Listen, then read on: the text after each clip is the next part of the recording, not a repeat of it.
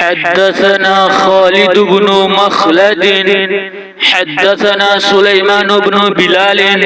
قال حدثني أبو حازم عن سهل رضي الله تعالى عنه عن النبي صلى الله عليه وسلم قال ترجمہ رسول اللہ صلی اللہ علیہ وسلم نے فرمایا ان فی الجنت بابا يقال له الریان يدخل منه الصائمون يوم القيامة لا يدخل منه أحد غيرهم جنت کا ایک دروازہ ہے جسے ریان کہتے ہیں، قیامت کے دن اس دروازے سے صرف روزہ دار ہی جنت میں داخل ہوں گے، ان کے سوا اور کوئی اس میں سے نہیں داخل ہوگا۔ يقال أين الصائمون فيقومون لا يدخل منه أحد غيرهم فإذا دخلوا أغلق فلم يدخل منه أحد۔ پکارا جائے گا کہ روزہ دار کہاں ہے، وہ کھڑے ہو جائیں گے، ان کے سوا اس سے اور کوئی نہیں اندر جانے پائے گا، اور جب یہ لوگ اندر چلے جائیں گے تو یہ دروازہ بند کر دیا جائے گا، پھر اس سے کوئی اندر نہ جا سکے گا۔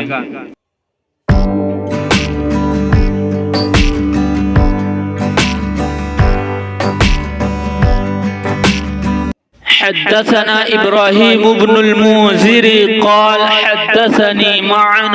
قال حدثني مالك عن ابن شهاب عن حميد بن عبد الرحمن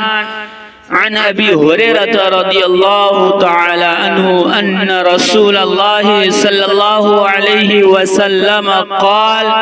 ترجمہ رسول اللہ صلی اللہ علیہ وسلم نے فرمایا من انفق زوجين في سبيل الله نودي من ابواب الجنة يا عبد الله هذا خير فمن كان من اهل الصلاة دعي من باب الصلاة۔ جو اللہ کے راستے میں دو چیزیں خرچ کرے گا اسے فرشتے جنت کے دروازوں سے بلائیں گے کہ اے اللہ کے بندے یہ دروازہ اچھا ہے، پھر جو شخص نمازی ہوگا اسے نماز کے دروازے سے بلایا جائے گا۔ ومن كان من اہل الجہاد دعی من باب الجہاد، جو مجاہد ہوگا اسے جہاد کے دروازے سے بلایا جائے گا۔ ومن كان من اہل الصیام دعی من باب الریان، جو روزہ دار ہوگا اسے باب الریان سے بلایا جائے گا۔ ومن كان من اہل الصدقۃ دعی من باب الصدقہ،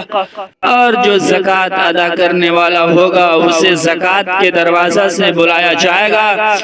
فقال ابو بکر رضی اللہ تعالی عنہ بأبی انت و امی یا رسول اللہ صلی اللہ علیہ وسلم ما على من دعی من تلك الابواب من ضرورة فهل يدعى احد من تلك الابواب كلها قال نعم وارجو ان تكون منهم۔ اس پر ابو بکر رضی اللہ تعالیٰ عنہ نے پوچھا میرے ماں باپ آپ صلی اللہ علیہ وسلم پر فدا ہوں یا رسول اللہ صلی اللہ علیہ وسلم، جو لوگ ان دروازوں میں سے کسی ایک دروازہ سے بلائے جائیں گے مجھے ان سے بحث نہیں، آپ یہ فرمائیں کہ کیا کوئی ایسا بھی ہوگا جسے ان سب دروازوں سے بلایا جائے گا؟ آپ صلی اللہ علیہ وسلم نے ارشاد فرمایا کہ ہاں، اور مجھے امید ہے کہ آپ بھی انہی میں سے ہوں گے۔